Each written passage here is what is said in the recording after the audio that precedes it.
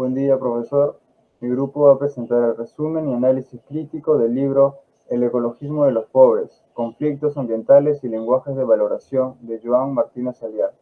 El ecologismo popular o ecologismo de los pobres, según lo señala Martínez Aliar, sustenta en el supuesto de que el crecimiento económico crea impactos ambientales no resueltos por las políticas económicas y o los cambios tecnológicos, los cuales, al caer de manera desproporcionada sobre algunos grupos sociales, generan movimientos de protesta y resistencia. Más que fundado en una preocupación por los impactos futuros del deterioro ambiental, el ecologismo de los pobres se sustenta, entonces, en las necesidades de aprovisionamiento material inmediato de diversos grupos e individuos quienes, al ver amenazado su acceso tradicional y justo a los recursos necesarios para su subsistencia, se oponen de distintas maneras a la explotación mercantil de la naturaleza. Primer capítulo: Corrientes del ecologismo.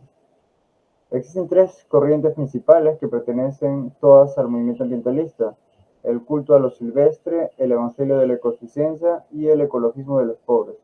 El culto a lo silvestre nos dice que es inevitable el avance del mundo industrializado, por lo que es ilógico sobreponerse al tiempo, o al contrario, debemos hacer un plan de contingencia para preservar y mantener lo que queda de los espacios naturales que aún no se han tocado. Por otro lado, el evangelio de la ecoeficiencia procura regular y cuantificar el impacto ambiental que tienen las industrias en la salud de las personas y en la conservación del medio ambiente. De esta manera busca innovar con tecnología ecológica para aprovechar al máximo los recursos. Y el ecologismo de los pobres es una corriente de lucha contra los impactos ambientales que amenazan mayormente a las clases obreras o bajas que conforman la mayoría de la población en muchos países. Estos incluyen movimientos de campesinos, por ejemplo, cuyos campos o tierras de pastos han sido destruidos por minas o canteras. Esto se traduce en su filosofía que no siempre las nuevas tecnologías son completamente favorables, pues traen consigo peligros desconocidos y posibles conflictos de justicia ambiental. Limitaciones. Las tres tienen opiniones contrarias, sin embargo, en general se tratan de complementar, solamente que se limitan porque al tener ideas algunas veces completamente en posiciones contrarias, impide la falta de cooperación o los debates sean de forma fluida. Por ejemplo, suelen debatir economistas con abogados del derecho ambiental. Aspectos en desacuerdo. Bueno, yo creo que en el grupo hemos llegado a la conclusión de que tendríamos que utilizar lo mejor de cada una de estas corrientes y no encasillarse en tan solo una y negar que tenga defectos o opiniones en contra. En conclusión, deberíamos empezar cuantificando los daños que se hacen al medio ambiente para saber por dónde empezar a realizar cambios.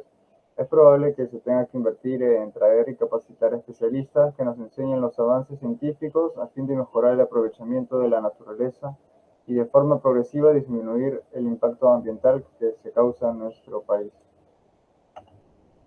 Capítulo 2. Economía ecológica. Tener en cuenta la naturaleza.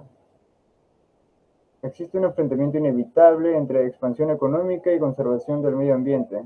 El capítulo nos plantea la economía ecológica, que estudia nuevos temas como índices de insustentabilidad y centra su estudio en el inmenso debate de que si el crecimiento económico es favorable para la preservación de la naturaleza o no. La economía ecológica ayuda a resolver conflictos en cada toma de decisiones que tenga que hacer un Estado, ya que mayormente estas decisiones a grandes escalas tienen grandes repercusiones en el medio ambiente, como lo es, por ejemplo, producir electricidad en base a carbón o almacenar energía nuclear.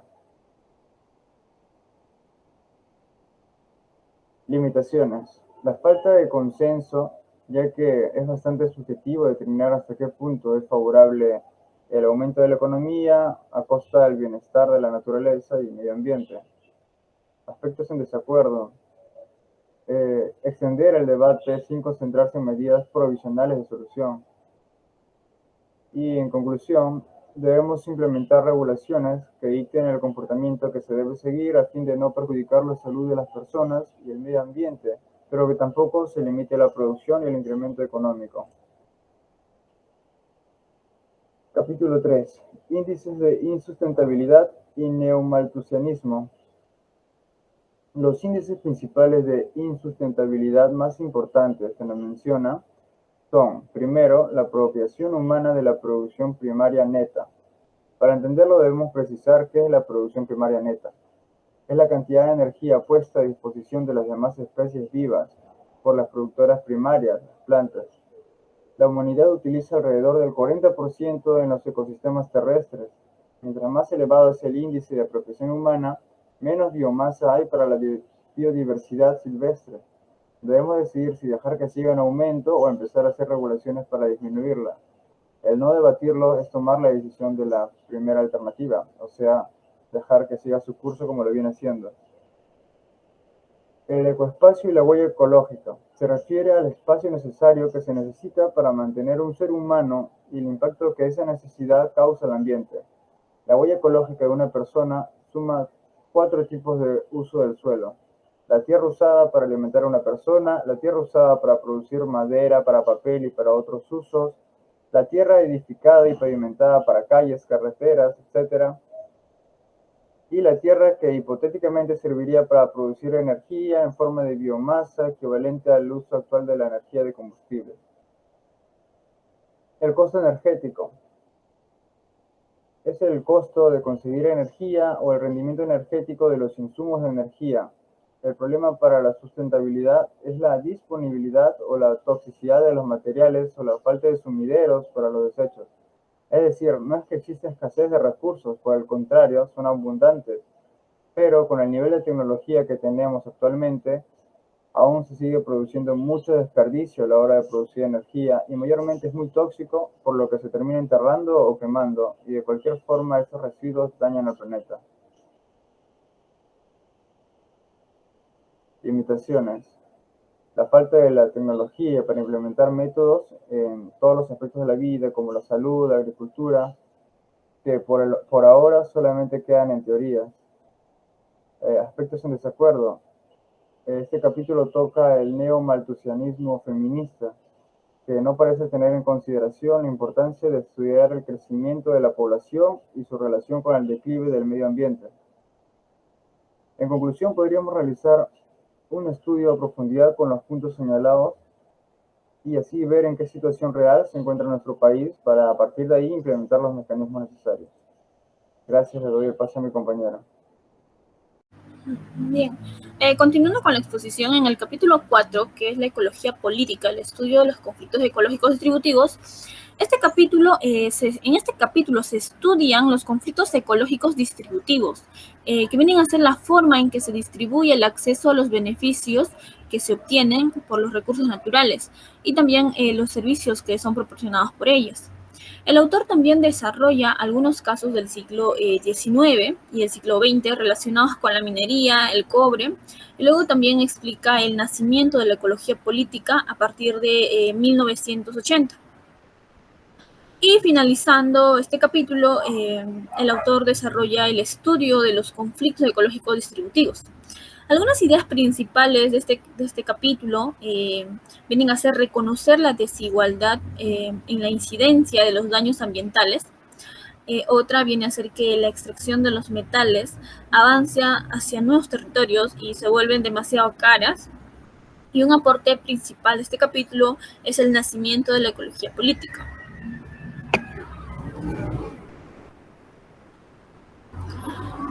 Bien, ahora una de las limitaciones viene a ser que no solo se debe explicar que la extracción de la minería afecta a nuevos territorios, sino también que se debe analizar las consecuencias en conjunto, ya sean, van a tener incidencia en el ámbito ambiental y también en la salud. Y algunos aspectos en desacuerdo es que nuestro grupo está en desacuerdo sobre la construcción de los indicadores físicos de insustentabilidad, que este debería tener una evaluación íntegra desde una perspectiva multicriterial. Y en conclusión, se debería aplicar al derecho ambiental peruano los indicadores físicos de insustentabilidad para poder tener un mejor derecho ambiental. Bien, ahora con el capítulo 5, que es la defensa de los manglares contra las camaroneras. En este capítulo, Martínez Aliar muestra casos aplicados a la mala distribución de los recursos también la contaminación al medio ambiente y el impacto que tienen los avances económicos a las comunidades. También se desarrolla el conflicto entre los manglares y las camaroneras, como el crecimiento en el conjunto de que estos mariscos, ¿no?, les afecta y también a las diferentes comunidades que tienen su sustento de vida a través de los manglares, y que estas de alguna manera serían destruidas por la producción en masa de los camarones. Sin embargo, se muestran diferentes acciones que han realizado las comunidades junto a las ONG para poder reclamar el derecho a una mejor distribución del territorio y que los manglares sean devueltos a un estado natural. Algunas ideas principales de este capítulo vienen a ser que se debe reconocer que la acuicultura del camarón está aumentando a medida que el camarón se ha convertido en un producto valioso en el mercado mundial, sacrificando a los bosques de manglar. Bien, con respecto al análisis crítico, una limitación sería que no se desarrolla en este capítulo cuáles serían las consecuencias específicas o qué medidas reducirían la pérdida de los manglares. Algunos aspectos en desacuerdo vienen a ser en que la valoración económica de los daños sí es relevante y necesario, ya que saldría a la luz el poder económico, que viene a ser el principal factor de este desgaste. Y por conclusión, se debería realizar acciones por parte de las comunidades junto a las ONG para reclamar una mejor distribución en el territorio del Perú. Bien, ahora el capítulo 6, que trata del ecologismo de los pobres, oro, petróleo, bosques, ríos y biopiratería. En este capítulo, el autor presenta diferentes historias de extracción de recursos como el oro, petróleo, tala de árboles y contaminación de ríos. Martínez Alier usa estas historias para reiterar los conflictos socioambientales que se presentan en diferentes poblaciones del mundo donde se violan los derechos humanos de los habitantes. Habitantes a quienes se les invaden sus territorios y se les despoja de todos los recursos, las costumbres y se les priva de la libertad de expresión. El autor también desarrolla en este capítulo el concepto de la biopiratería, representando la apropiación de los recursos sin dar reconocimiento de propiedad a los campesinos o indígenas de este sector. Algunos aportes de este capítulo vendrían a ser el desarrollo del concepto de biopiratería, también que se aplica el conocimiento sobre los conflictos socioambientales mediante historias sobre temas de extracción de recursos. Bien, ahora el análisis crítico de este capítulo, primero con las limitaciones. Los conflictos socioambientales violan derechos humanos y limitan muchas facultades. En algunos aspectos que estamos en desacuerdo es que se debería eliminar la valoración monetaria que debe haber ahí y priorizar a los aspectos socioambientales. Y en conclusión, con respecto a este capítulo, debemos defender a las poblaciones vulnerables, aunque sea una lucha en vano, ya que siempre predominarán los aspectos económicos. Indicadores de sustentabilidad urbana como indicadores de conflicto social.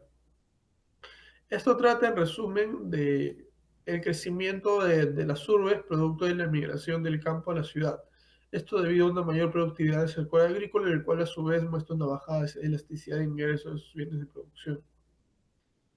Se estudia el uso masivo de combustibles fósiles y la externalización de costos ambientales por parte de las ciudades. Asimismo, la distribución desigual de sus recursos. Como medidas principales también tenemos el uso de recursos de la distribución de la población urbana y rural por sectores económicos, siendo así que los sectores más ricos o suburbios implican un mayor consumo energético y de recursos que las zonas más pobres. Dentro de los aportes principales está el uso de la huella ecológica como forma de medir este impacto sobre los recursos. Dentro de las limitaciones tendríamos la afirmación del autor que implica que tiene que ser una ciudad próspera para que sea capaz de apaciguar sus conflictos ecológicos distributivos locales. Esto generaría muchas interrogantes y dejaría sin respuesta qué hacer con ciudades pobres altamente contaminantes. Sobre los aspectos en desacuerdo, sobre la determinación de los impactos ecológicos y las externalidades por medio de asignar valores económicos, esto no resolvería los problemas de los daños al ambiente, que pueden ser irreparables o no cuantificables a largo plazo. En conclusión, debemos hacer políticas públicas más ecoamigables, generar áreas verdes y promover un autocultivo doméstico para buscar una mayor sustentabilidad de la ciudad y reducir la huella ecológica. La justicia ecológica en Estados Unidos y Europa. La justicia ecológica lucha contra las desproporciones pasivos negativos asignados a poblaciones afroestadounidenses, latinas e indígenas a lo largo de la historia. Esto se da porque históricamente estas poblaciones son las que asumen la mayor parte de las externalidades negativas.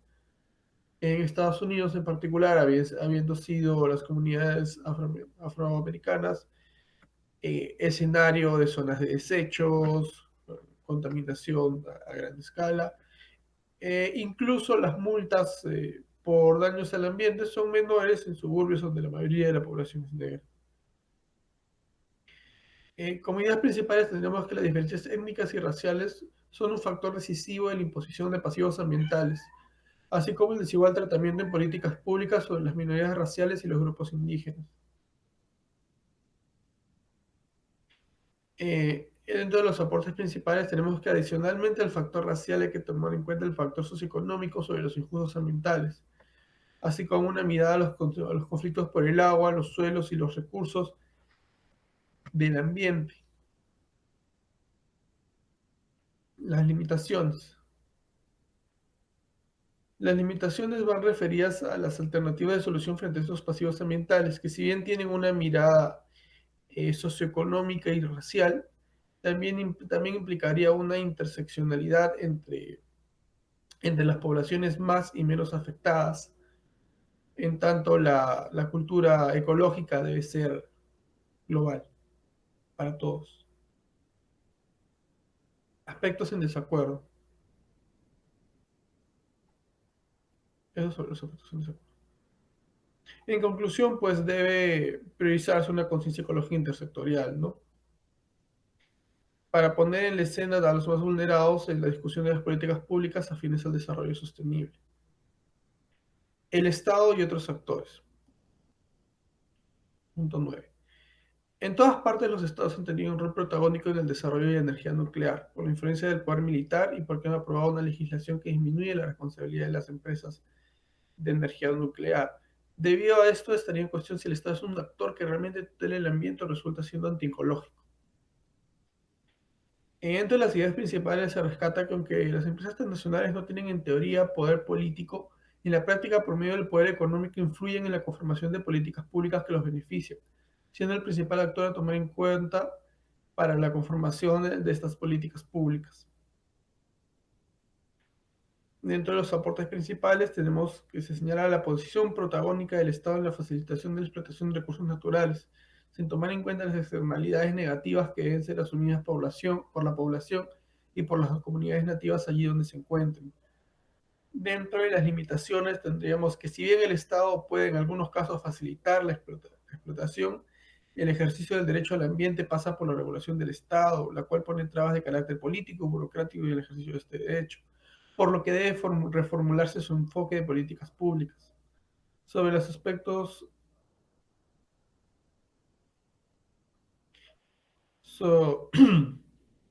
en conclusión, si bien el Estado puede parecer antiambiental debido a las políticas que promueve, es deber de la ciudadanía involucrarse en la gestión de este y redireccionar en el sentido que abarque una mayor protección de derechos.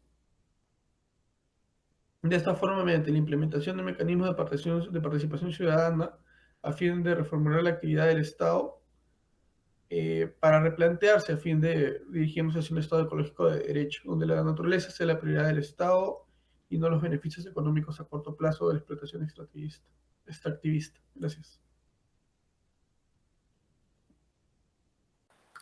La deuda ecológica se establece como el reclamo por los daños provocados por los países ricos debido a excesivas emisiones de dióxido de carbono o el saqueo de recursos naturales. Se da en esta que las exportaciones de materia prima y otros productos de países pobres o mayormente del sur se venden a precios que no toman en cuenta la compensación por las externalidades locales o globales. También el espacio o servicios ambientales son usados de manera desmesurada por los países, quienes no pagan por ello y hasta llegan a desconocer los derechos de los demás a tales servicios. La sobreexplotación de estos recursos naturales se intensifica cuando la relación de intercambio empeora para las economías extractivas, que tienen que encarar pagos de la deuda externa y financiar las importaciones necesarias. Los principales aportes de esta parte del libro son que nos dejan el término de deuda ecológica y el de pasivo ambiental, como producto de la evolución de los rezagos de las actividades productivas e industriales y su relación destructiva con el ambiente, muchas veces en que no existe retribución.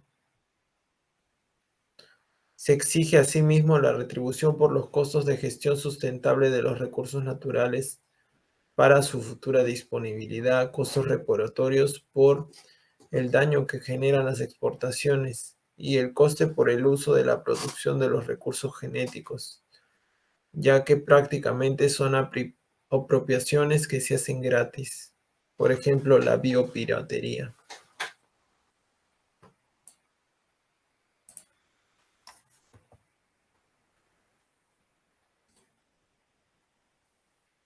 Ya, en el análisis crítico tenemos las limitaciones son que los países, generalmente los del sur, como mencioné, pierden en el intercambio ecológico, tienen que atravesar por una política económicamente errónea, sustentándose en una base de su propia materia prima, sobreexplotándola y generando una deuda ecológica alta para el país del norte probablemente, aparte de no terminar de ser sustentable, ya que con esas exportaciones pagan su deuda externa.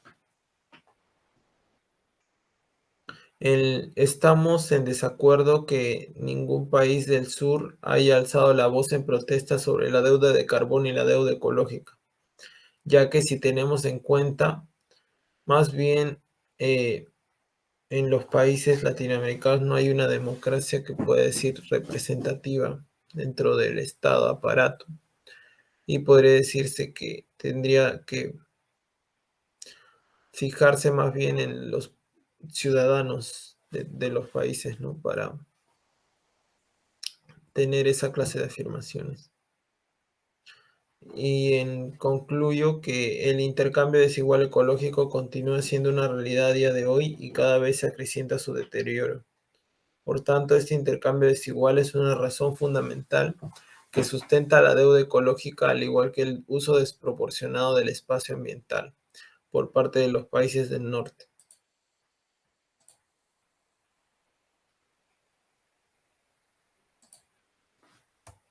Pasamos a las relaciones entre la ecología política y la economía ecológica.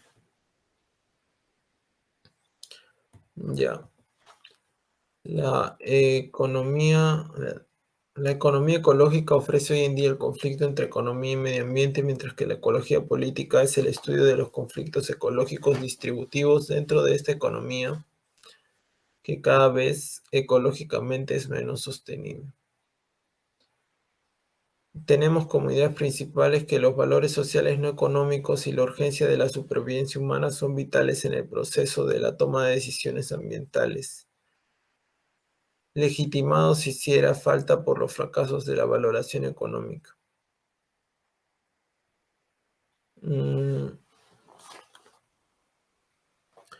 Probablemente los principales aportes sean el ambientalismo de la vida silvestre y el ambientalismo de la supervivencia y el sustento humano, pues como vemos se pueden utilizar diferentes lenguajes de lo sagrado para reinventarse, reclamar valores culturales antiguos, rechazando la preeminencia del valor económico en su caso.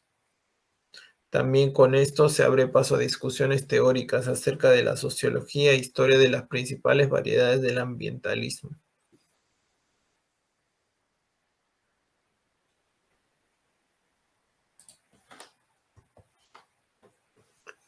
Ya, dentro de las limitaciones tenemos al margen de los movimientos sociales ecológicos y demás, las multinacionales, como sabemos hoy en día, llegan a tomar casi el poder de un Estado por sí mismas.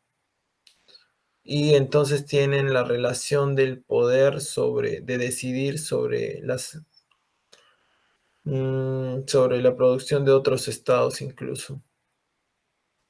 Estamos en desacuerdo que no sea posible que algunos movimientos sociales ecológicos de justicia ambiental sí posean un vínculo de identidad con el ecologismo de los pobres, por el hecho de su relación con el culto a la vida silvestre per se.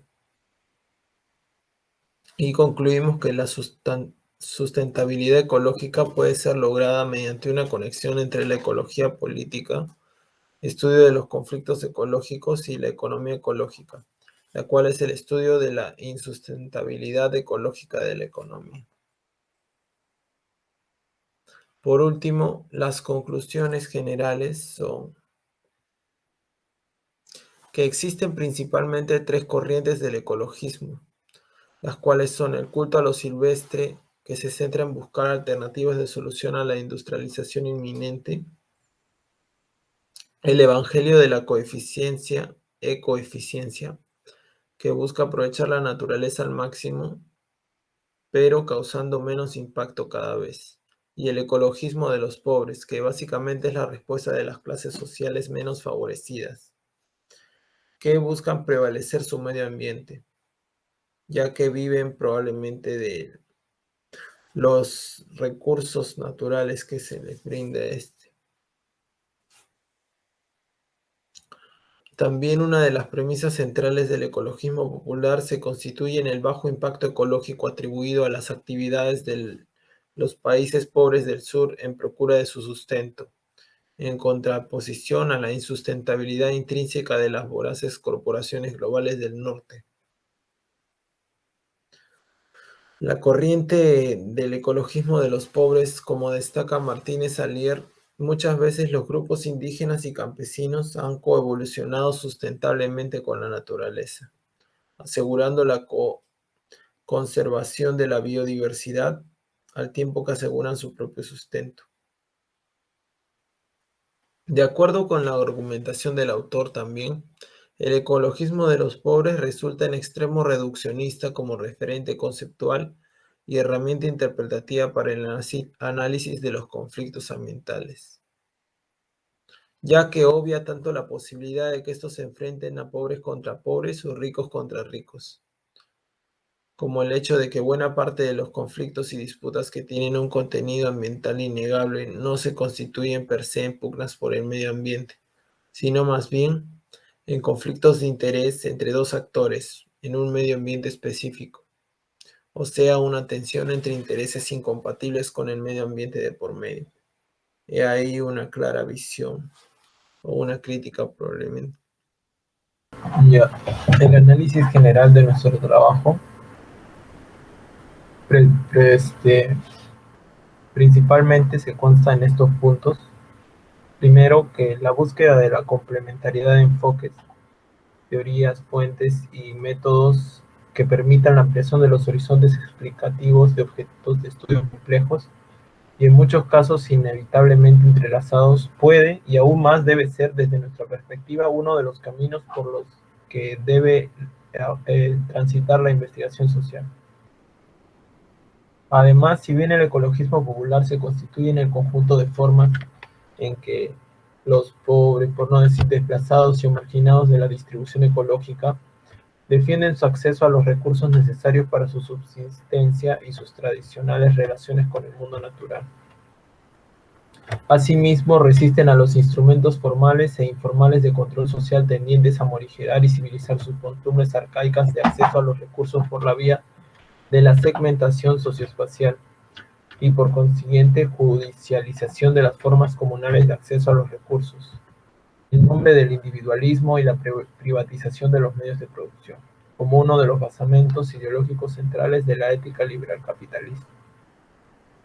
También determinar la existencia de ámbitos compartidos, de quienes, de los sujetos sociales que se constituyen en partícipes directos, y la expresión activa de enfoques o aproximaciones teóricas con amplias posibilidades de comunicación y de posibles relaciones de causalidad entre los procesos de transformación social los cuales se constituyen en ejes centrales de los puntos de partida cuyo diálogo no resulta habitual, así al menos de forma explícita. Para el establecimiento de estas relaciones e interacciones entre los distintos tipos de marginalidad,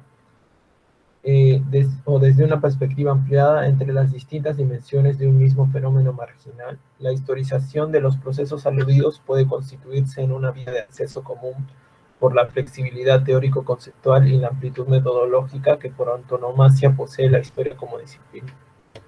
De todo esto concluimos generalmente de el informe teórico que las tres principales corrientes del ecologismo son el culto a lo silvestre, que se centra en buscar alternativas de solución a la industrialización inminente, el evangelio de la ecoeficiencia, que busca aprovechar al máximo la naturaleza causando menos impacto, pero produciendo más, y por último el ecologismo de los pobres, la respuesta de estos a prevalecer al medio ambiente del cual sacan provecho y les afecta directamente. Una de las premisas centrales del ecologismo de los pobres se constituye en el bajo impacto ecológico atribuido a las actividades de los pobres del sur, en procura de su sustento, en contraposición a la insustentabilidad intrínseca de las voraces corporaciones globales del norte. O sea, el intercambio desigual ecológico, el cual continúa siendo una realidad a día de hoy y cada vez se acrecienta su deterioro. Por tanto, este intercambio desigual es una razón fundamental que sustenta la deuda ecológica. O sea, todas las conclusiones están posiblemente interrelacionadas, al igual que el uso desproporcionado del espacio ambiental por parte de los países ricos. Según el autor, este ecologismo de los pobres resulta en extremo reduccionista, sin embargo, como referente conceptual y herramienta interpretativa para el análisis de los conflictos ambientales, y no se constituye por sí mismo en pugnas por el medio ambiente, sino más bien en conflictos de intereses entre dos actores en un medio ambiente específico. Es decir, una tensión entre intereses compatibles con el medio ambiente de por medio. Por último, la sustentabilidad ecológica puede ser lograda mediante una conexión entre la ecología política, estudio de los conflictos ecológicos, y la economía ecológica, el estudio de la insustentabilidad ecológica de la economía. Gracias.